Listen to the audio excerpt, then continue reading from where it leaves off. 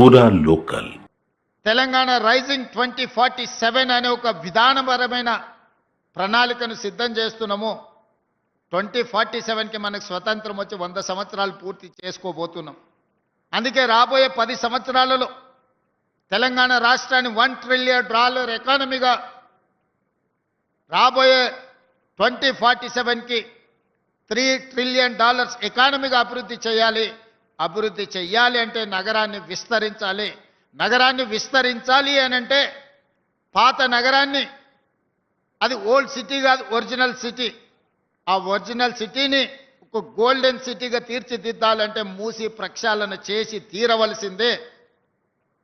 గుజరాత్లో Sabarmati river front కట్టుకుంటారు, ఉత్తరప్రదేశ్లో గంగా రివర్ ఫ్రంట్ కట్టుకుంటారు, ఢిల్లీలో యమునా నది ప్రక్షాళన చేసుకుంటారు.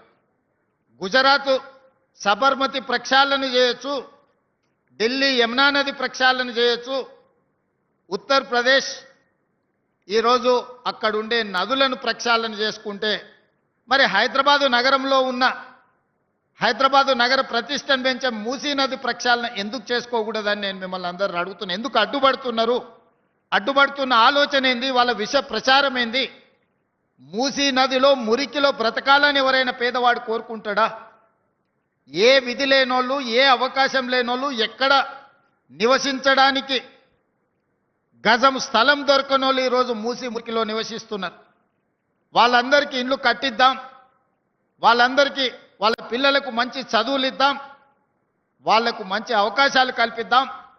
ఆనాడు రాజీవ్ స్వగృహ ద్వారా మధ్యతరగతి కుటుంబాలకు ఇంటి కళ, సొంత ఇంటి కళను ఆనాడు రాజీవ్ స్వగృహ ద్వారా పట్టణాలలో ఇచ్చినాం.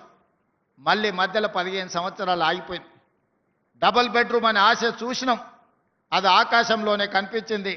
అహనా పెల్లంటలో కోట శ్రీనివాస్ గారు కోడి పైన కట్టి కింద తెల్లబువ్వ తిన్నట్టు డబుల్ బెడ్రూమ్ ఇల్లు మనకు అహనా పెల్లంటలో ఏలాడదీసిన కోడిలాగా కనిపించింది తప్ప మనకెవరికి అందుబాటులోకి రాలేదు. అందుకే ప్రక్షాళనతో పాటు పారదర్శకమైన పరిపాలనతో పాటు మధ్యతరగతి సగటు జీవికి రాజీవ్ స్వగృహ ద్వారా మళ్ళీ ఇండ్ల పట్టాలు, ఇండ్లు ఇవ్వాలన్న ఆలోచన చేయడమే కాదు, మా మంత్రులు శ్రీనివాసరెడ్డి గారికి, మా శ్రీధర్ బాబు గారికి నేను సూచన చేస్తున్నా, పేదల కోసం స్థలాలు వెతకండి. వాళ్లకు సరసమైన ధరలకు ఇంటి స్థలాలు ఇవ్వడమే కాదు, ఇల్లు కట్టుకోవడానికి అవసరమైన సహాయాన్ని అందించాల్సిన బాధ్యత మన అందరి మీద ఉన్నది.